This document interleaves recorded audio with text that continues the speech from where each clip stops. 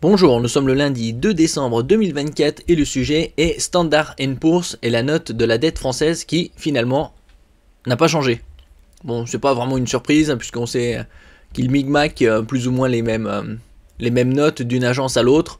Et quand une agence ne change pas de note, les autres ne changent pas. C'est quasi certain. Ou donnent des perspectives prudentes, comme c'est souvent le cas. Malgré une augmentation significative de la dette, puisque en 2024, avec les derniers chiffres, ça devait tabler sur 5,1, après c'est passé à 5,5, là les derniers ce serait 6,1, on aura les vrais chiffres, entre guillemets, fin janvier, début février 2025, en ce qui concerne la dette publique, qui serait probablement de 7%. N'oubliez pas de vous abonner pour plus de news nationales, européennes et internationales sur ce monde merveilleux dans lequel nous vivons. Malgré un contexte politique et économique tendu, l'agence de notation Standard & Poor's a décidé de maintenir la note de la dette souveraine française à AA-. D'un autre côté, en dessous, on passe à A+. On va voir le tableau, avec une perspective stable. Une décision qui contraste avec les récentes dégradations par d'autres agences et souligne les efforts budgétaires du gouvernement. Alors ici, on a le tableau. Moody's, Standard & Poor's, Fitch Rating, ils ont à peu près le même système de notation. Bon. Excellente qualité et risque minime AAA. Et ici, on est chez Moody's à AA2, donc moyen, qualité élevée. Tandis que Standard & Poor's, c'est AA- et Fitch Rating AA-. On passe en dessous, on passe dans une autre catégorie, qualité supérieure à la moyenne. Alors chez Moody's, ce serait A1, on est encore un peu loin. C'est peu probable qu'il dégrade de deux rangs. Standard & Poor's, s'il le dégrade, ça passera à A+. Pareil pour Fitch Rating.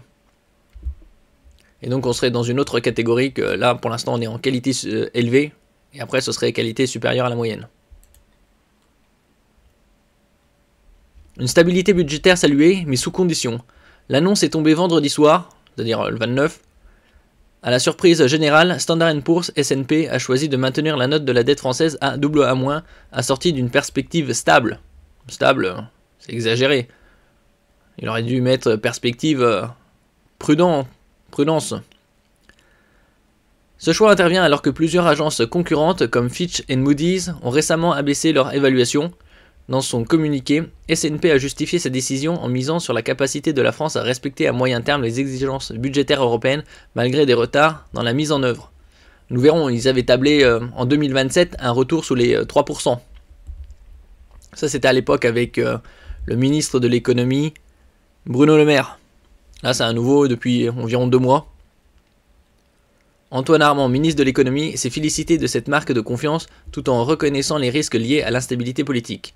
En l'absence de budget, les coûts de financement de la dette pourraient exploser, affectant la consommation des ménages, l'investissement des entreprises et la croissance du pays, a-t-il averti lors d'un point de presse. Appelant à la responsabilité collective, il a rappelé que le budget actuellement débattu au Sénat intègre déjà des améliorations, notamment sur la revalorisation des petites retraites. Bon, d'ici quelques mois. Cette décision favorable de S&P tranche avec une série de signaux inquiétants. Un déficit budgétaire en hausse, passé de 5,1 à 6,1% du PIB pour 2024. Avant l'année dernière, c'était il y a un an environ, ils tablaient sur 4,5% pour 2024.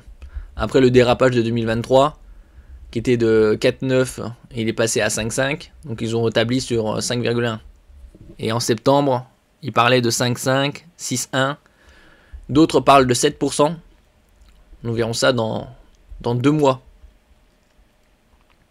Et une dette qui devrait atteindre son pic à 116,5% du PIB en 2027. Ouais, c'est dans deux ans ça. Michel Barnier, Premier ministre, a toutefois réaffirmé son engagement à réduire le déficit autour de 5% grâce à un plan d'économie de 60 milliards d'euros. Mais les concessions faites pour obtenir des soutiens politiques compliquent la réalisation de cet objectif. On aura plus d'informations aussi dans le courant de la journée, s'il sera censuré ou non. Une dette sous surveillance accrue. Les marchés financiers continuent de refléter une certaine défiance. Le taux d'emprunt à 10 ans de la France, souvent considéré comme un baromètre de la confiance des investisseurs, a brièvement dépassé celui de la Grèce cette semaine.